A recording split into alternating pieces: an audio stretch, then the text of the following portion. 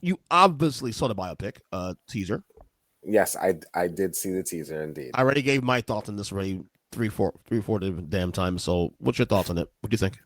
Okay, so the teaser really is what it is. It's a teaser. Right. I love the fact that they held off on, hearing Jafar's take on Michael's voice, which sounds very, very accurate. And the Mm-hmm. actor that plays Quincy sounds pretty good too. Yeah.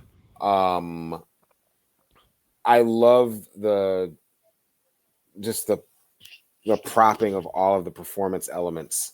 From Mm-hmm. Motown 25. There's a clip from the last stop on the Victory Tour at Dodger Yeah. Stadium. Yeah. That infamous night. This is our last and final tour. I didn't know that. I didn't know Word, that. word. And What am I talking about, bro?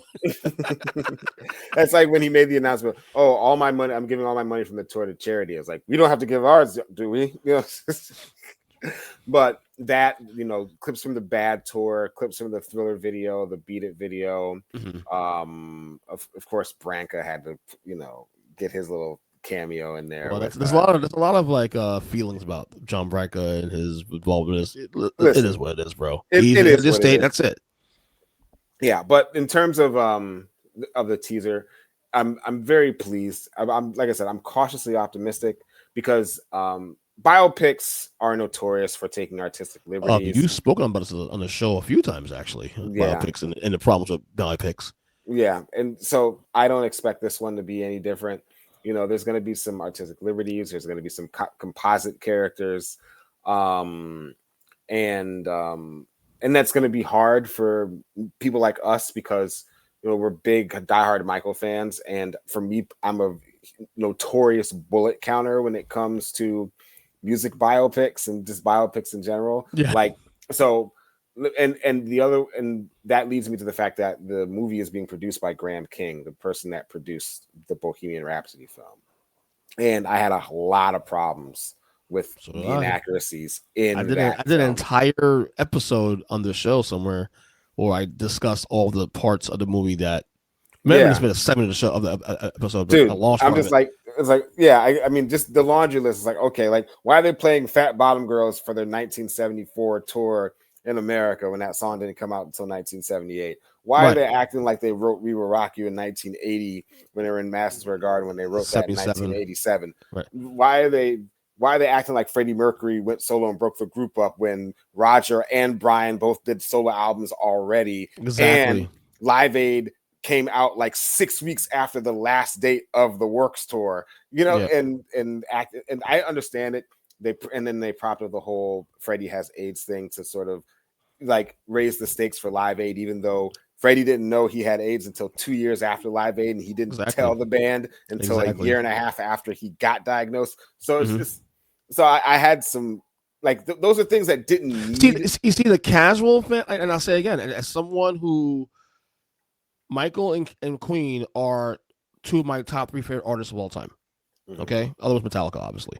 Yeah. Okay, they took a lot of liberties of that. Like, if you think I'm bad, but I was terrible with Bohemian Rhapsody. I'm a bigger Michael fan, bro, and it's not even close. And I already know about Michael Jackson in his life, tooth and nail. Like even the stuff that's not public. I'm gonna be horrible. Oh, listen. Let me tell you how bad I'm gonna be. All right. Yeah. So the first time I ever went to Las Vegas, I think was like maybe, I don't know, maybe Oh, you told me 8 the years story. ago. You told me the story. Yeah, I knew the story. Yeah. yeah. So for those of you that have, so about 8 years ago, I went to Las Vegas for the first time on like a business trip, and I was staying at the Stratosphere Hotel, Yeah. which had a Michael Jackson impersonation show in the hotel. And I went in there drunk, not expecting to be drunk, and I was just yelling out, "You're like that chord progression's wrong," It's just like, like it's just stuff like that. Yeah. So if I'm that nitpicky at a Michael Jackson impersonation show at the film, I'm just be like, because I'll tell you one thing, MJ the musical was not like that. MJ the musical was very, I mean, with some liberties that had to be taken. There was very little sanitation in the musical. Yeah, in terms of pushing like a certain narrative, the narrative of what they're trying to accomplish, with the whole motif of getting the reporter to do a fluff piece on Mike, and then ended up trying to do something more substantial when they found out that Mike had an issue with painkillers. But that probably didn't happen. But at the same time, all the stuff that did happen in terms of Michael's relationship with his father, which is the foundation of that musical, and how Joe influenced him in the way he thought and the way he treated people, that stuff was absolutely true. So I didn't have an issue with it in that context. In the context of the film, it's going to be it's going to be interesting for me because Michael Jackson's story is so well known. It is the stuff of legend. Motown 25, the Pepsi getting burned issue, the Jackson 5 leaving Motown and Jermaine staying behind. All that stuff is common knowledge. He's arguably, outside of politicians and kings and queens, the most reported and tracked person ever live. So it's going to be interesting to see how they alter the story for this narrative's sake, knowing that so many people know so many facts about him. So, but like I said, I'm going to be cautiously optimistic because at the end of the day, movies are about entertainment. If people wanted to know the truth, they would just watch a documentary. Except the Thriller 40 for Rock Miller. Damn, we're still on that? Dude, look, I can't let it go, dude. I get it. I get it. It's just you're still on it. Was such... They just dropped the ball so much. See, I'm at a point in my career where I'm about to pivot out of doing the music journalism thing. So I'm on one. So I'm not worried about we'll get there in a building, cutting, burning bridges. But no, Thriller 40, that was the biggest fumble I've seen. We actually talked about that on the show when it came out. We actually discussed it on the show because I was way more diplomatic about it though. Yeah, Nelson George, God bless his soul, obviously, but I mean, what Spike Lee did, still alive? Yeah, no, right. What Spike Lee did with the Off the Wall one, and what he did with the bad 25 was immaculate, particularly bad 25. Yeah, especially bad 25. That was amazing. There were stories there. When there's stories that I'm even learning now that I didn't know for years, and I've been obsessed with a Stan for fucking 40 years, you're doing something right. You know what I'm saying? Yeah, exactly. But yeah. Look. Here's the deal. All my friends, who love Michael more casual, they're like, I warn them. It's gonna be a little sugarcoated. It is what it is. I'll tell you if it's, and I'll tell you what the things I got right and wrong. Obviously, but. Again, I'm also accepting the fact now that, okay, what is the priority here as a fan? Okay, is it to entertain me, or is a bigger priority to make sure his legacy is in place, make sure the right story is being told? That's a very good point. And so I have to get over myself and what I think. I'm going to pick the things I'm going to pick at, obviously. But ultimately, if this biopic means there are more fans of Michael Jackson that happen in the years to come, I'm buying in. I'm all in. And to me, as a fan and someone who wants his legacy preserved as long as I can preserve it, that's my priority when it comes to this film. That's a priority with the musical and everything else they do with Michael Jackson in the future and whatnot. Is it going to grow his base? And that's a very good point because there's so many people, young people, kids, teenagers, young adults who are coming to love Michael Jackson. People who are really discovering his later material, particularly the Invincible album. Heaven Can Wait. Even, Heaven Can Wait was huge all over TikTok. People, for some strange reason, people love Chicago from the Escape posthumous record. That's trending on top 10 songs on Apple. Tons of streams. It's got tons of streams. It doesn't even have a music video. I just hope that the estate, because I really believe that the Michael Jackson estate is run by people who didn't like him and that are purposely trying to either mess up his legacy or purposely trying to alienate or troll his fans. because of some resentment that they had for Michael while he was alive, and now they're like exercising that now that he's gone. Particularly John And Branca. particularly John Branca. And Right. and like I said, I'm at a point I can say what I want. And John Branca, he was let go by Michael 6 years before he passed away, but Michael never changed his will so that he was What does he still let go? Even back as far back as 1989. I think he was fired, then hired, then fired again. I just know that in 2003 he was let go again, and but he never changed his will, so he was still the executor. And now, like he's just like just the way the social media for like the Twitter page and all this other stuff from Michael's page, it's like they purposely get things wrong You think it's on on that purpose? page. It's absolutely on purpose. There's nobody that can be that consistently incompetent at doing social media posts in terms of punctuation, in terms of getting facts wrong, and just weird language and weird ways to do things. They're totally just trolling fans. I think that's really what it is. I mean, look at the way that the Thriller 40 like album rollout was. Like the way that was a total troll. Like revealing one day at a time what the bonus tracks were going to be, totally omitting Hot Street, knowing fans wanted Hot Street on that album because it's not officially available, knowing that Michael was on record to say that he didn't like the fact that Hot Street was omitted from the final track list on Thriller. Like it was a total troll, and they play in people's face, and I really don't like that. And the funny thing is I used to think that the Prince estate was like kicking the Michael Jackson estate's ass by a mile, but now it's like, but now they're kind of like neck and neck because the Prince estate is not run particularly well. Oh, really? Okay. Even though they have great super deluxe editions of Prince's albums that I love and own, but everything else is just, it's very hit and miss. I thought the MJ estate actually was run okay for the first like 5-6 years. They put out some really good quality. No, and then something after 2016, something happened. I don't know what it was. Bad 25 was really good. Peak. And and they teased Thriller 30. I'm sorry, Dangerous 30. It never happened.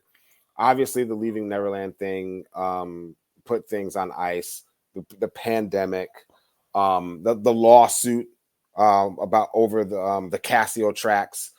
It's just but I really believe that at this point, because things have cooled off with the Leaving Neverland thing, Wade and James, a lot of people have come to see like how dishonest and how much their stories don't add up and like they've been inaccurate. All the people that came forward that they name dropped in the documentary that said that they were lying. And then just the growing number of people who really say, oh, okay, Michael Jackson was a legend, all this other stuff. I don't appreciate publications like The Root in other places, particularly Black publications that try to throw shade at Michael Jackson. Yeah, I know you made a comment about that actually last week too. Also, when they announced the biopic and whatnot, and some things you were saying, and you commented. Was it Rio? I think that said it. Yeah, no, it's The Root. So I used to write. Okay. I freelanced for The Root years ago. Yeah, and they've changed ownership a few times since I with them, and they had an article about why Black people have a hard time reconciling Michael Jackson's accusations. It's like, dude, like why? Like I get it. There are people who do feel like that, but I'm like, but why would you even like put something else out there like that? And on top of the fact that they wrote an article about an opinion piece about, oh, Prince is 10 times better than Michael Jackson and blah blah blah blah. I'm like, you know what? This is exactly what's going to happen. We can't fall for it. As soon as I realized that the Michael Jackson biopic was going to go forward, I knew that there were going to be entities, whether it was going to be or it was going to be media people or whoever, who are going to start torpedoing on Michael's legacy the closer and closer we get. And so people who are watching your podcast understand and expect for there to be some reports and some real big hit jobs on MJ the closer we get to August 24th, and we can't fall for it. April, you know what I'm saying? April, sorry. Like I get my A months mixed up. Sorry. But when we get to April 24th, there's going to be more and more and more like hit jobs and things about MJ that are going to happen. I'm sure there's going to be some fluff pieces that celebrate him too, but just anticipate that and don't let it deter you. Michael Jackson was an innocent man. He was found not guilty. He was acquitted. The FBI reported that they didn't find anything after a 10-year dirt asshole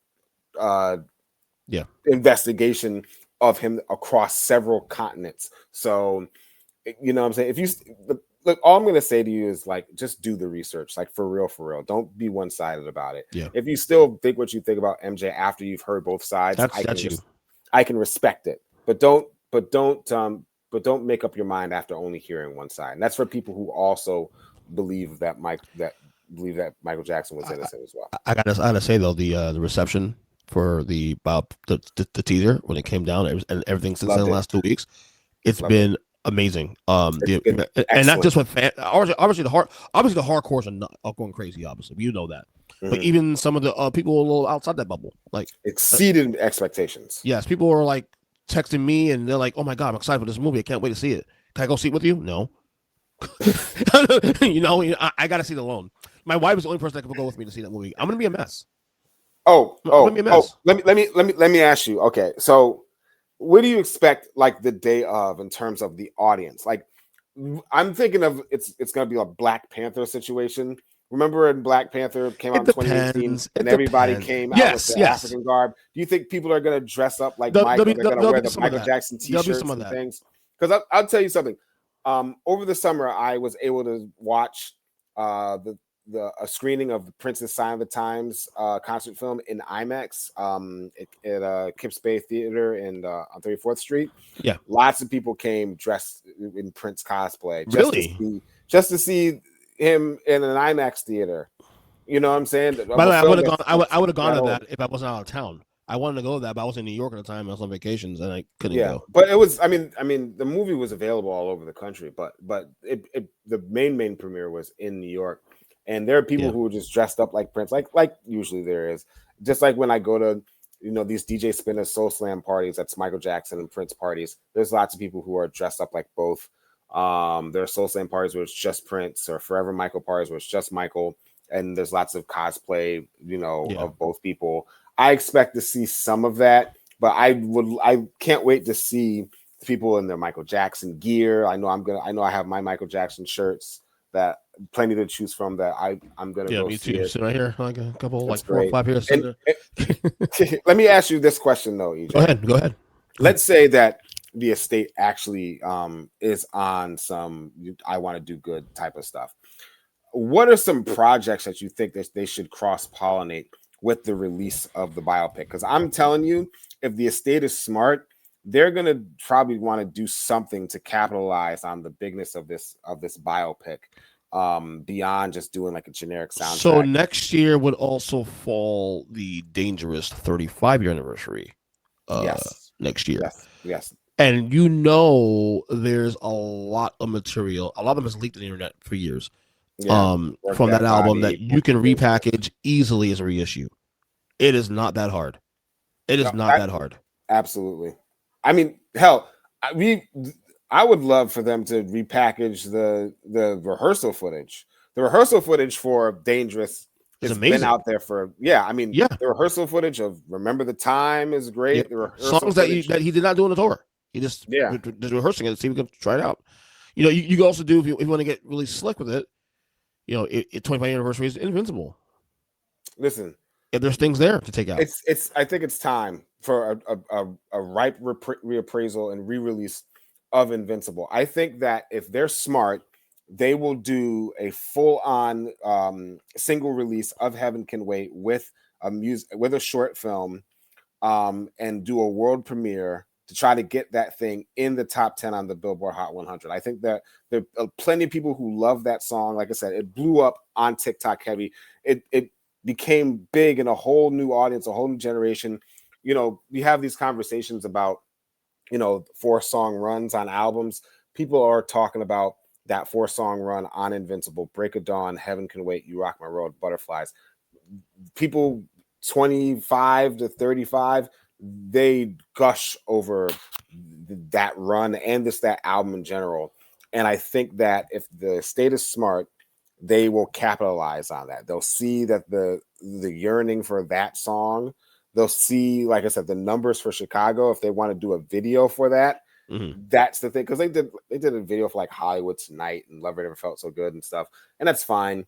But you know, I mean, even Timbaland, who produced Chicago, said that it should have been the first single rather than Love It Never Felt So Good. But I feel like they should do something like that. I think that there should be some DVD releases. I think that one of the best things that happened with the Thriller 40 documentary was to confirm what I had suspected for many years, is that the footage of the Victory Tour that was professionally shot by Michael's production team in 35 millimeter is in the hands of the estate. It has been converted to 4K quality and was used in the Thriller 40 documentary. And I think that it would behoove them to either put it on DVD or put it on streaming officially, or even do like what they should do is like do like what Disney Plus did with the Beatles Get Back, when they like released the entire rooftop concert. I think that they should do like a compilation of clips from the Victory Tour in 4K from 35 millimeter and have it be like a teaser that they watch before the film. You know what I'm saying? Kind of like what Pixar used to do with their little shorts. Yeah. Like I'll never forget seeing that like little bow short where the woman was raising the little dumpling, and then she ate it when he was trying to get married. You know, if they were smart, they would put that as like a teaser or like an opening thing. There's definitely a lot. There's definitely a lot of things they can do. Like I said, the re-release is the easy one, and you can do it in the end of the year, right where November. It came out November 2021. You can put it out months after the biopic to keep the momentum going. Obviously, absolutely. Obviously, the teaser broke records, like Michael does from the grave. He most viewed biopic trailer ever. 160 million views. Even being Taylor Swift. Taylor Swift, it was just amazing. There's rumors. Well, there's rumors that it could be a part 2 of this movie. Because it was originally supposed to be filmed on one big movie, but obviously the legalities paused that do reshoots, and the movie's gonna end in the 1988-89 bad tour, what to call it. So obviously there's 20 years you have to cover. I think I think they should do a second movie where they do address like the allegations and the way and the way that the Chandlers tried to extort Michael, the trial, how he responded with the History album, his battle with Sony and Timon Mottola, all that stuff. The problem is that the allegation thing, because of the non-disclosure agreement, there's a lot of loopholes they gotta work around before they do that. I'm just glad that they were willing to go there. It's kind of like I'm glad that they're willing to go there, because there are some. This was a chance to set the record straight in this big platform. It's kind of like it reminds me of like F. Gary Gray, who directed Straight Outta Compton. Yeah. Like the original cut of Straight Outta Compton was going to include, the whole D. Barnes assault from Dr. Dre, and it was ultimately cut. But at least they had the courage to even put it in the script and shoot it. It was a shame that they didn't include it. I mean, they talked about it in the Defiant Ones documentary, where Dr. Dre finally addressed it for the first time. But I'm just glad that they were at least willing to have that conversation in that context, because I feel like I said, this is an opportunity to really have people see, Michael was being extorted. People were taking advantage of him. His legacy ultimately was severely hurt because of this thing. Yes, his civil liberties were violated in 1993 and so on and so forth. That stuff would have been and still might be important to show. So I fully expect, well, I won't fully, I maybe 65 to 75% expect to be a part 2 to this film? Well, they already said it. The plan is because they saw the hype and the response to the teaser in the first couple of days, and they said that basically that in no certain terms that if they see the rumor is now that if the movie does do as well as I think it's going to do, that they're gonna greenlight the part 2. Do you think it'll cross $1 billion Worldwide? Yeah. worldwide? Okay. Because the thing is, he's so big worldwide, bro. I think we forget how. Yeah, we Michael, do forget. It's gonna be crazy. If you sit around and look on the internet and see like an Instagram sample, you'll see fans that live in countries I never heard of. Dude, I keep hearing this piece of lore about that they don't care about a short film, right?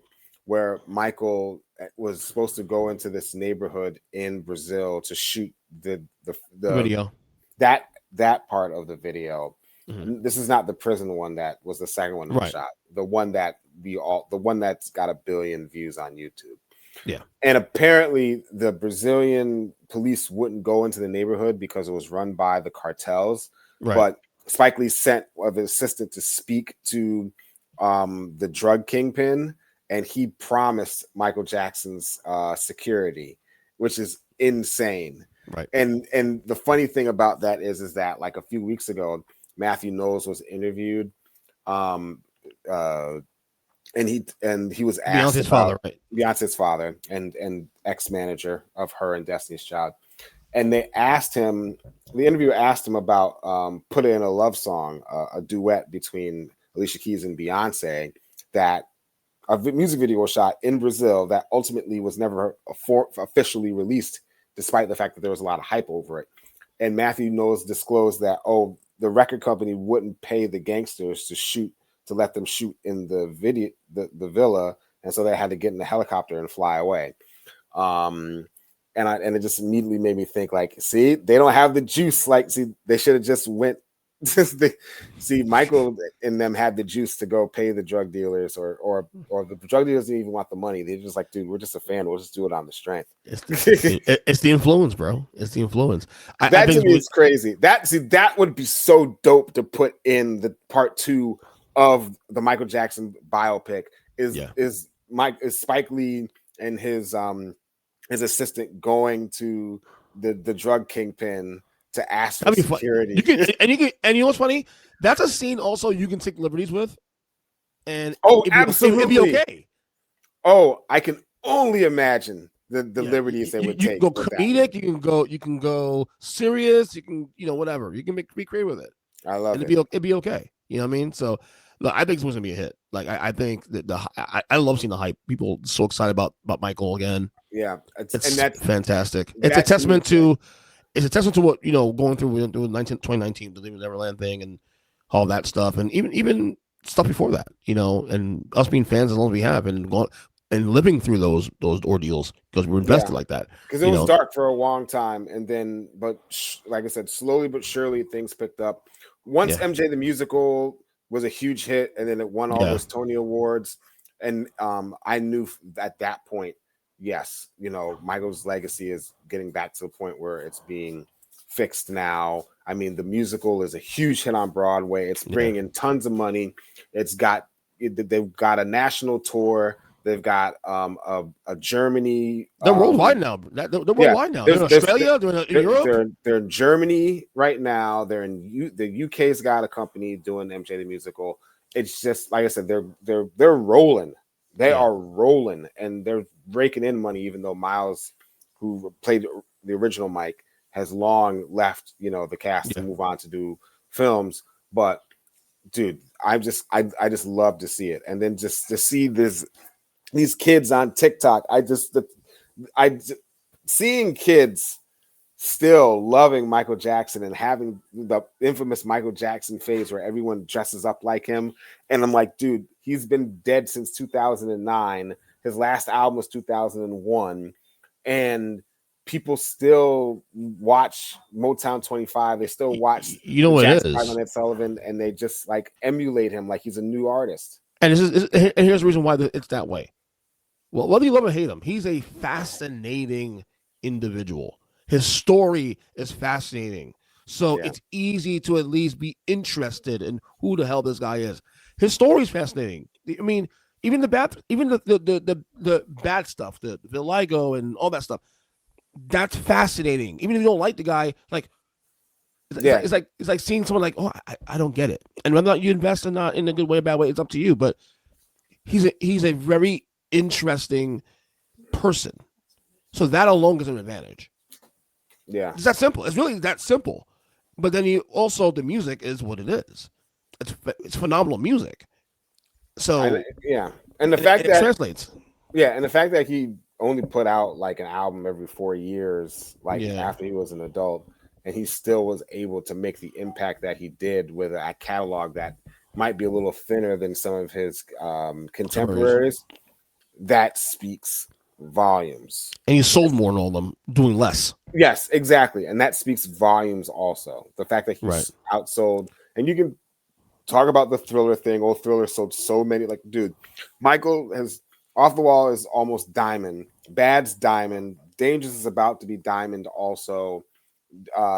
History is about at 8 million now. Like, that's just in America. History is the biggest selling double album in music history.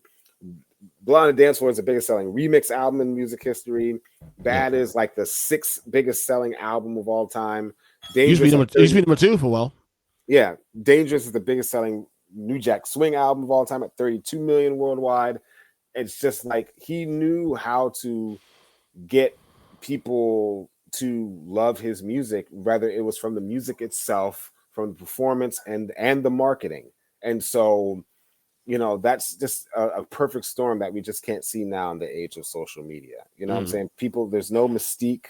We know too much about people. People are too willing to disclose every aspect of them, and we get fatigued with them way more now, to the point where we just take everybody for granted, and we're very entitled about people's images and